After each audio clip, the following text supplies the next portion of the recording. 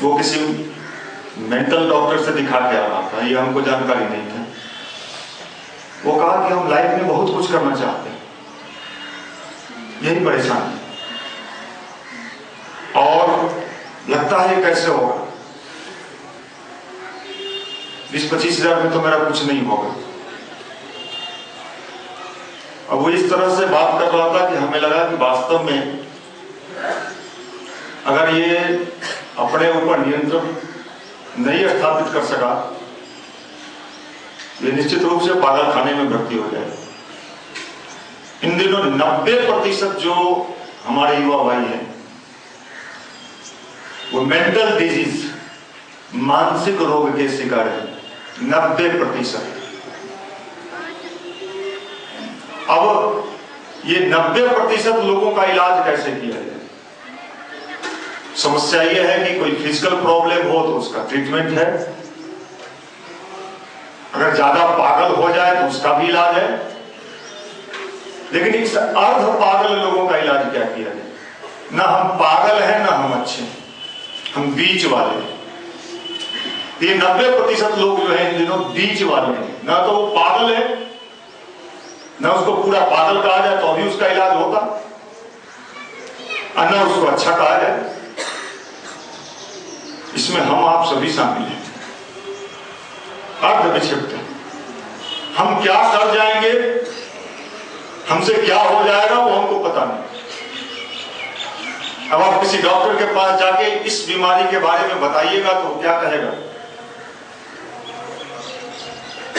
वो कहेगा किसी बड़े साइंटिस्ट के साथ पास आप जाओ, वही आपका इलाज करेगा।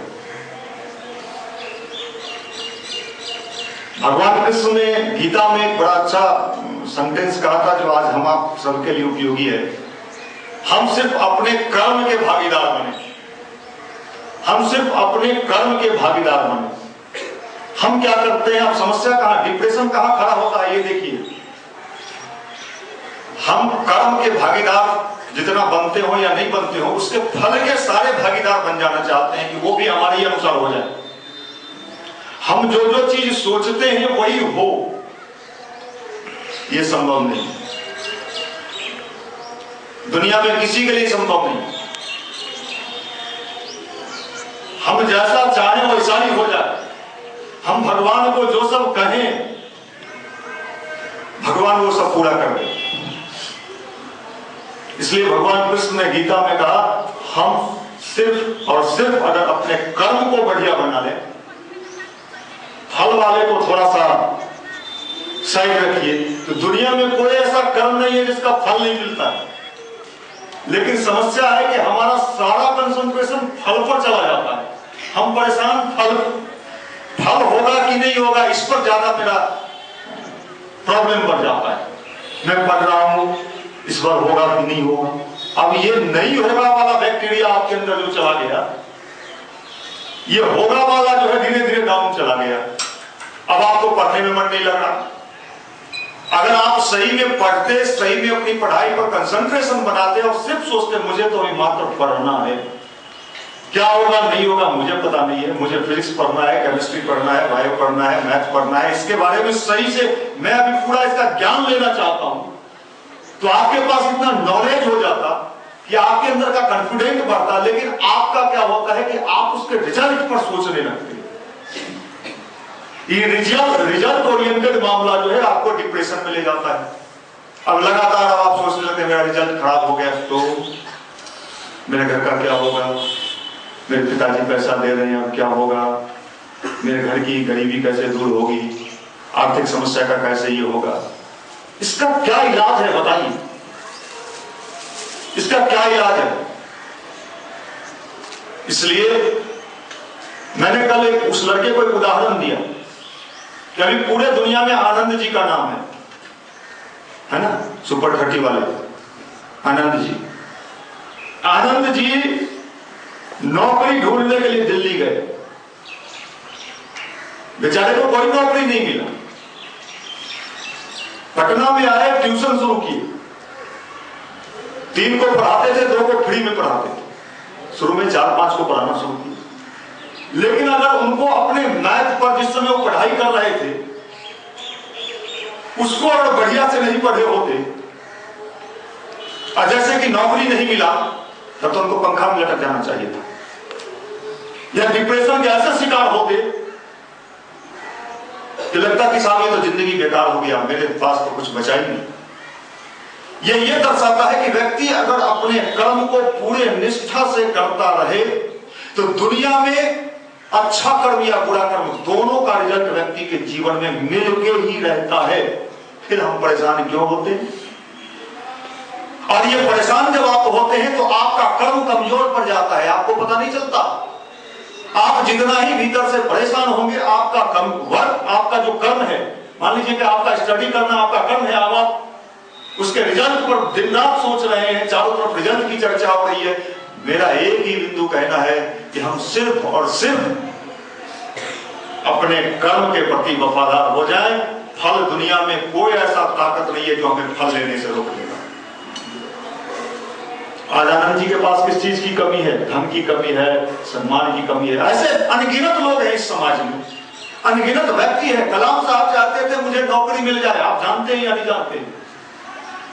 वो देहरादून में गए और गरीब परिवार से थे, पेपर बेच के उनका गुजारा चल रहा था और छटनी हो जाता है उनका, और निराश हो गए भीतर से, क्योंकि आगे का रास्ता बंद दिख रहा था कि अब लाइफ का क्या होगा, अब जीवन का क्या होगा। नहीं हुआ, छट गए हम। लेकिन मेरिट था, कर्म किए थे वो, अपने चीजों पर उनका पूरा घमंड था। तो जहां वो छट गए, थोड़े देर तो वो आए, परेशान हुए, लेकिन फिर उन्होंने अपना रास्ता ढूंढ लिया। हमको इन बातों का ख्याल रखना होगा। ये कोई कोचिंग वाला आपको नहीं बताएगा। कोचिंग वाला तो आपको फिजिक्स, केमिस्ट्री, बायो, आप समझे या नहीं समझे वो समझा दिया, वो बता दिया बेचारा। उसको आपने पेमेंट किया है, रसीद कटवाया है आपने, वो बोर्ड पर गया, मैथ पढ़ा दिया, फिजिक्स पढ़ा दिया, ऑर्गेनिक केमिस्ट्री पढ़ा दिया, उसका दोस्त कहां बनता है? उसने तो पढ़ा दिया भाई। होटल में आप गए, आपने खाना का डिमांड किया, खाना वाला आपको खाना दे दिया। अब वो खाना आपको नहीं पचेगा तो होटल वाले का दोष है। यार ये खाना तेरा डाइजेस्टिव सिस्टम कमजोर है, तेरा लीवर कमजोर है, तेरा पाचन तंत्र इतना कमजोर है, पहले उसको यार ठीक करो। होटल वाले को क्यों गाली देते हो? अब दिन रात सोचते रहिए, इसको ठीक करना होगा। मेंटल डाइजेस्टिव सिस्टम, अरे ये वाला डाइजेस्टिव सिस्टम गड़बड़ा जाए तो कुछ निदान भी है, लेकिन इन दिनों ये वाला डाइजेस्टिव सिस्टम पता ही नहीं है कि कहां चला जा रहा है। उसके भीतर भी एक मन बैठा हुआ है। मन है ना, बड़ा सुंदर चीज है। मन क्या क्या पुलाव पकवा देता है, वो सब सिखा देता है। मन जो नहीं सीखना, आप क्या करेंगे, क्या कौन सा दवाई चलाएंगे आप?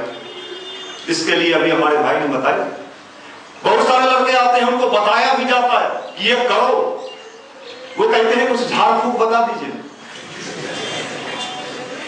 आप वास्तव में युवक हो ही नहीं। आज के जमाने में युवा का प्रोडक्शन बंद हो चुका है। मैं सच्ची बात बता रहा हूं।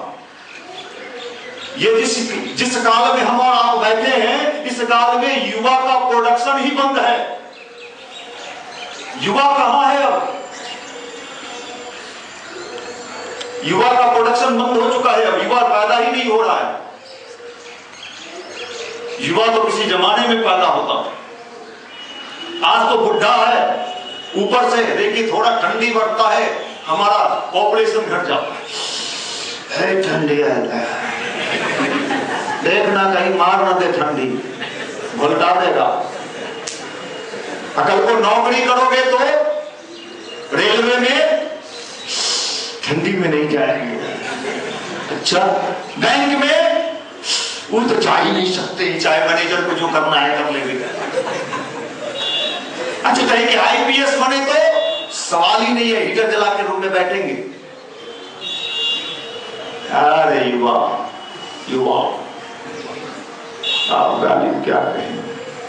नेट है, बहुत बात नहीं। ये लाइव टेलीकास्ट पूरे दुनिया में हो रहा है। लाइव टेलीकास्ट चल रहा है पूरी दुनिया में। मैं बहुत बात खुल के नहीं बोल सकता हूँ। भाइयों ने कहा भैया संभल के बोलिएगा, लाइव जाता है।